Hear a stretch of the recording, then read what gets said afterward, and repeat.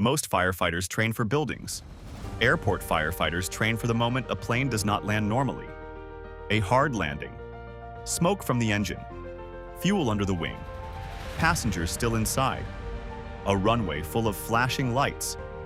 And when the alarm hits, there is no time to wonder how bad it is. You move, because aircraft fire is different. It spreads fast. It burns hot. It traps people in metal tubes. And every second between the crash and the rescue can decide who makes it out. From the terminal, passengers may only see a red truck racing across the runway. But inside that truck is someone carrying a helmet, a radio, and the knowledge that one call can change an entire life. This is every level of life as an airport firefighter. From the first day you touch the gear, to the moment the runway depends on you. But before you ever race toward a burning aircraft, you start with the part nobody sees. Learning how heavy the gear really is. At level 1, you are a trainee. Fire Academy. Airport rescue training. Rules, drills, heat, hoses, helmets, radios, and instructors who do not care how badly you want to look brave. Your pay at this stage can sit around $35,000 to $50,000 a year, depending on the department, airport, and training path. But the first thing you notice is not the paycheck. It is the weight. The coat pulls on your shoulders. The helmet presses down. The gloves make every simple task harder. The breathing gear changes how panic feels inside your chest. And then they teach you the aviation part. Aircraft fuel, emergency exits, evacuation paths, runway, access foam systems. The difference between fighting a house fire and fighting fire around a machine full of people and fuel. This is where the dream becomes discipline, and the helmet you wanted so badly starts feeling less like a symbol and more like a warning. Then the classroom ends. The drills continue, and the first time the alarm sounds, your body finds out whether the training worked. At level 2, you are a junior airport firefighter. Your pay can move into the $45,000 to $60,000 a year range. But this stage is not about feeling ready. It is about learning how to move before fear finishes speaking. You check the truck. You check the foam system. You check the breathing gear. You study the runway map until every taxiway code starts living in your head. Because when the call comes in, nobody wants to hear that you are new. The radio crackles. The station lights hit. The bay doors open. And suddenly, every drill you repeated in training has to become automatic. You climb into the truck with your helmet in your lap. You hear the engine roar. You see the runway lights ahead, and you realize the first alarm does not ask if you are brave. It only asks if you can move. After enough alarms, the fear does not disappear. You just learn how to work while carrying it. At level 3, you are a certified airport firefighter. Your pay can move into the $60,000 to $75,000 a year range. But the bigger change is trust. Now, when the alarm sounds, nobody is explaining the basics. You know where the gear is. You know where the truck is going. You know which runway access point matters. You know the difference between smoke that looks bad and smoke that can turn deadly. The drills get harder. Live fire, foam attack, aircraft evacuation, rescue coordination, radio discipline. And inside all of it, you learn the real rhythm of the job. Control your breathing. Trust the crew. Follow the procedure. Move toward the aircraft. Because courage here is not a feeling. It is a sequence of actions you perform while fear is still in your chest. Then the airport starts trusting you with more than your own actions.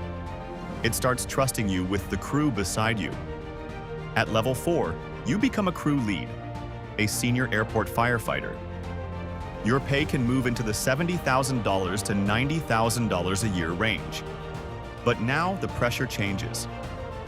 You are not just asking, "Am I ready?" You are asking, "Is my crew ready?"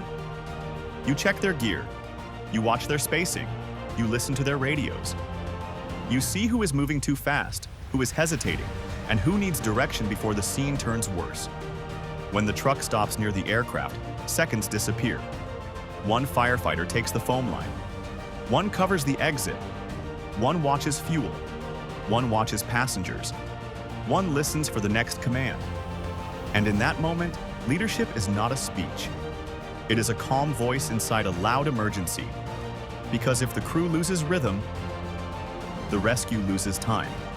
But there is a higher level where the job becomes bigger than one crew. Now, you are watching the entire response.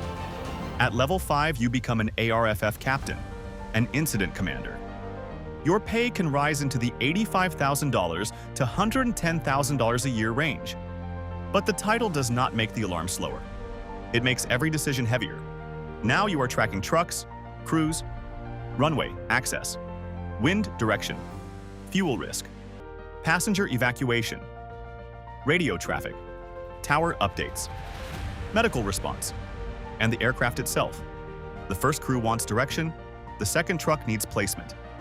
Airport operations needs a runway status. EMS needs a safe access route. And while everyone is moving, you have to see the whole scene before the whole scene gets worse.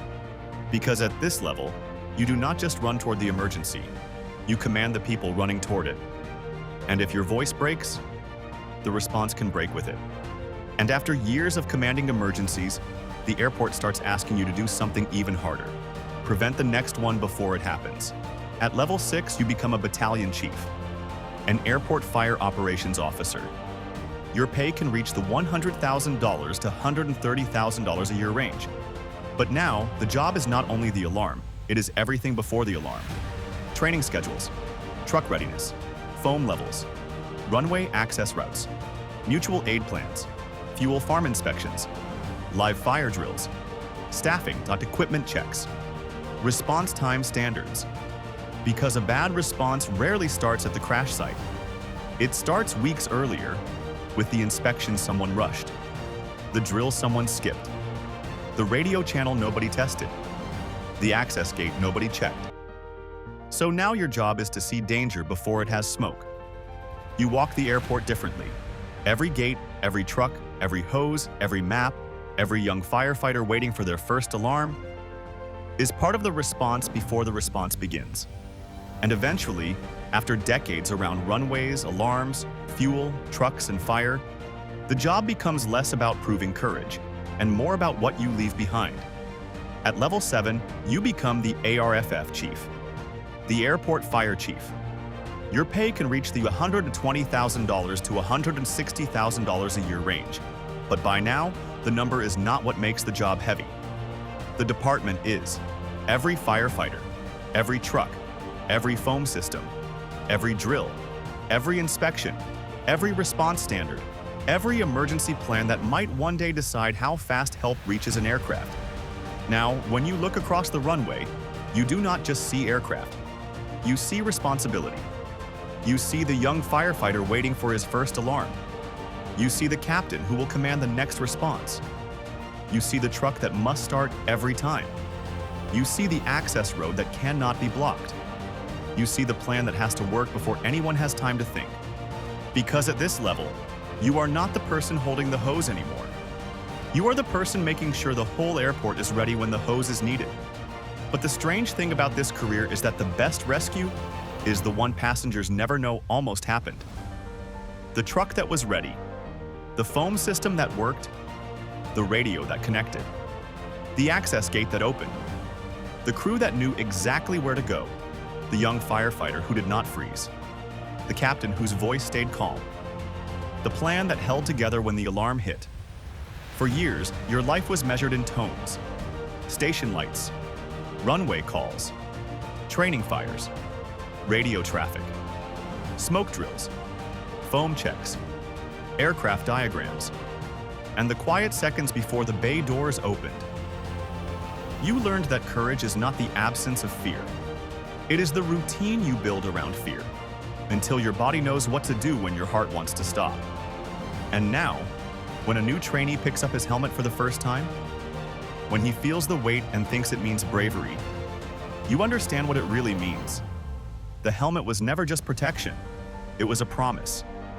To move when others freeze, to prepare before danger arrives, to lead when the runway goes quiet, to run toward the aircraft when everyone else is running away.